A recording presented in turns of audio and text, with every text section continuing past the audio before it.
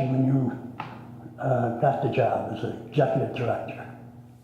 There's no place in Ashtabula County that I care more about, so being appointed as executive director gives me a chance to make sure that this organization moves forward. So I was pretty excited about it. Okay, how long have you been at the Arts Center? 24 years. And did you start out as the art director? Yes, I also ran the front office for a few years when I first came here, and the art department, so both at the same time. When were you named executive director? The beginning of July. And what has kept you busy for the essentially 2 months?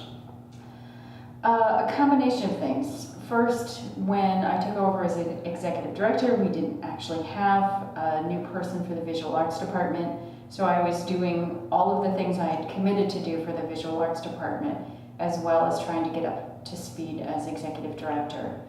And the work of executive director is a lot of paperwork and communicating with people.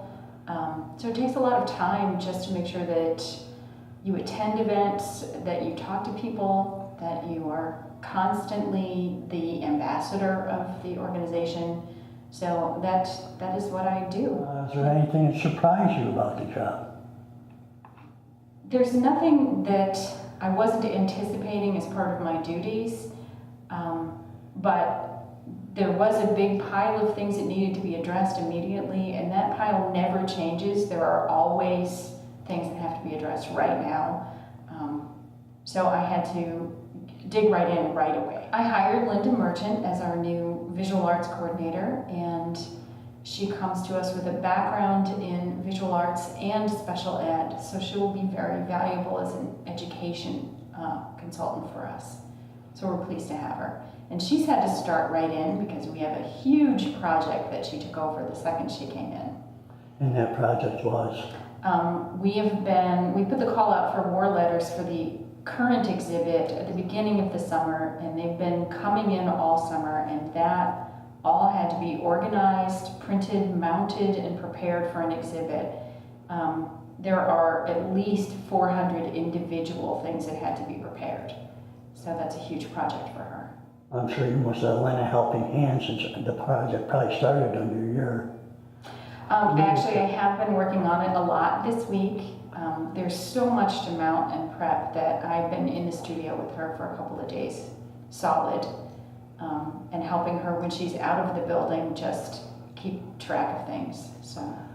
Well, since you've been here for such an extended period of time, is there any ideas that you've had in the back of your mind that you can actually maybe initiate now? Well, some of my ideas have to do with things that need to be, projects that need to be started for the visual arts department, and I will turn those over to Linda, but I will help her get those accomplished. I'm very much looking forward to starting some mural work in Ashtabula, and I've already talked to the city about that. The rest of the organization, the programming things and what we do artistically is driven by this artistic staff members, and it's now my job to make sure that we are financially stable and able to support those artistic goals. So I've had to give up some of my artistic planning process and focus more on the financial health. How much time in your schedule does fundraising take? Fundraising is a big part of the job. It takes a lot of the time because it might be that you're communicating with somebody locally and asking them to fund a particular project, or you're writing grants for long-term, larger projects. So it's a large proportion of the time spent at the job. Now, were you experienced at grant writing, or are you have a grant writer, or you've learned to write grants? How's that go? Well, I've worked on grants here in the past, and I have taken grant writing courses.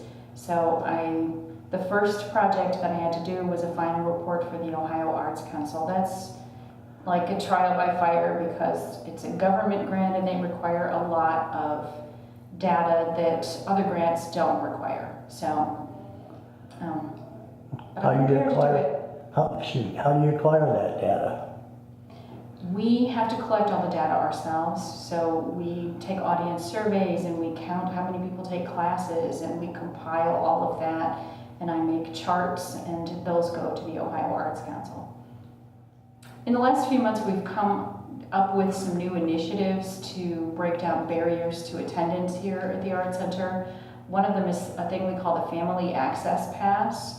And for families for whom it would be a burden to pay the full ticket price to bring a large family to an event, we have a card you can apply to. If you meet financial criteria, you get that card, and then everybody in the family gets a discounted ticket, and it becomes comparable to going to the movies instead of a live theater performance. And we're in the planning process to work with After School Discovery to offer some programming in the after-school hours through them instead of trying to do something independently of After School Discovery. Will be part of their programming,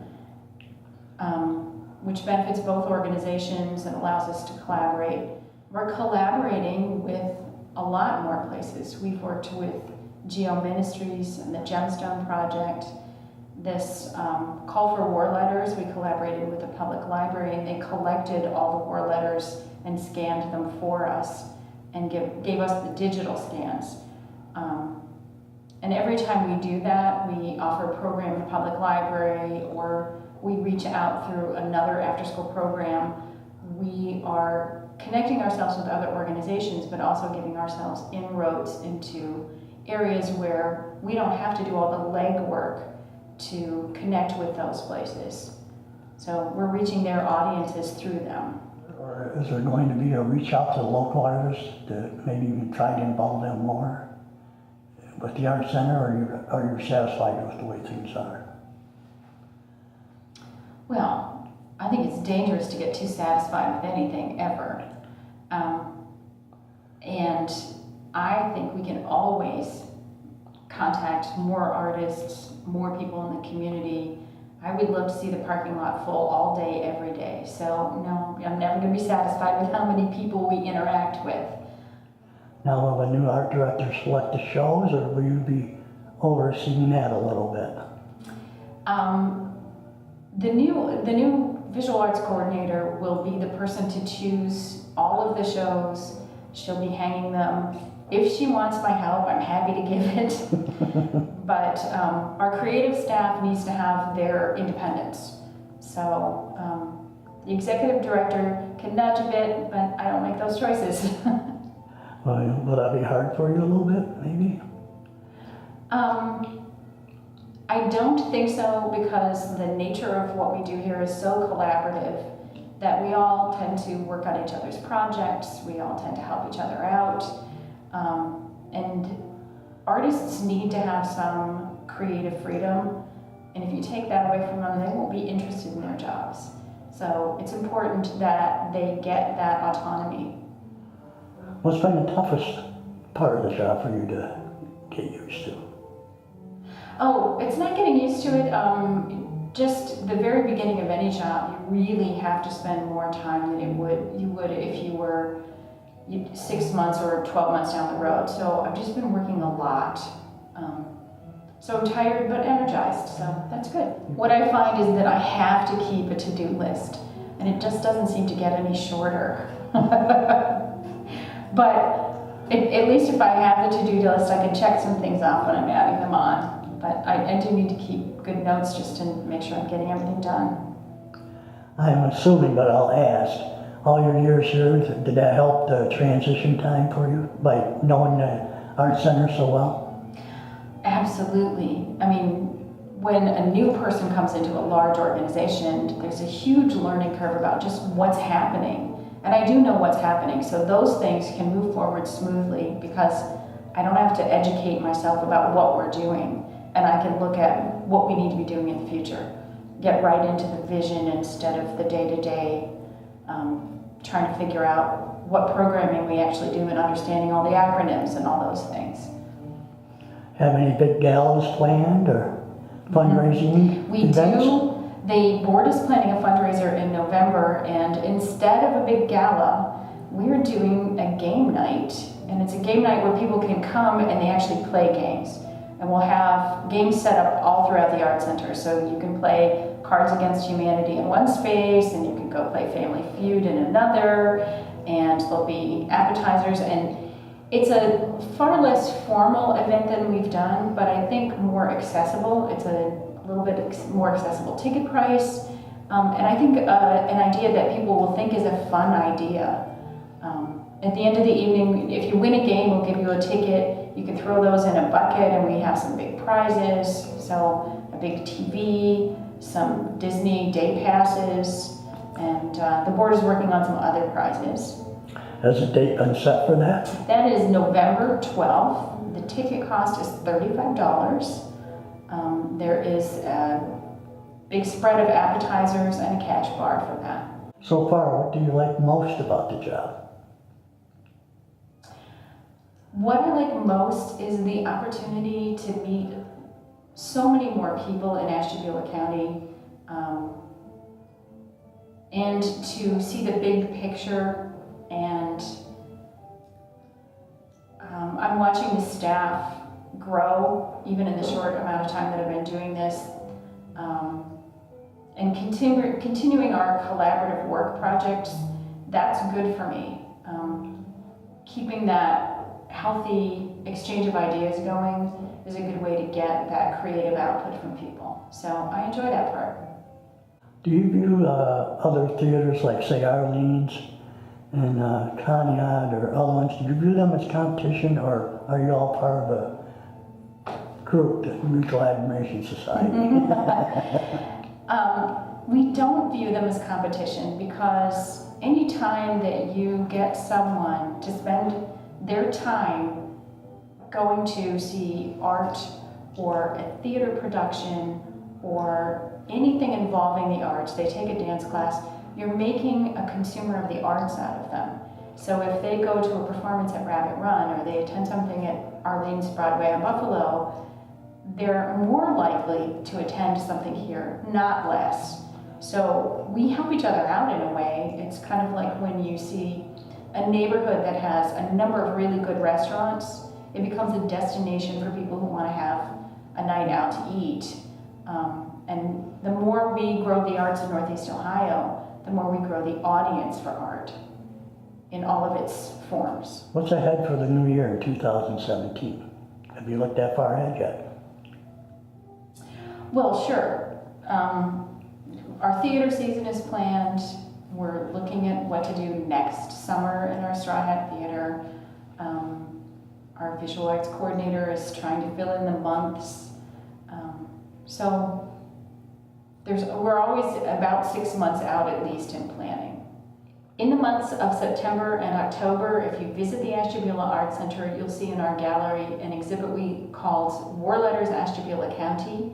And everything in this exhibit is collected from Ashtabula County residents and represents their correspondence or their experience with war, beginning in the Civil War and ending with our current conflicts.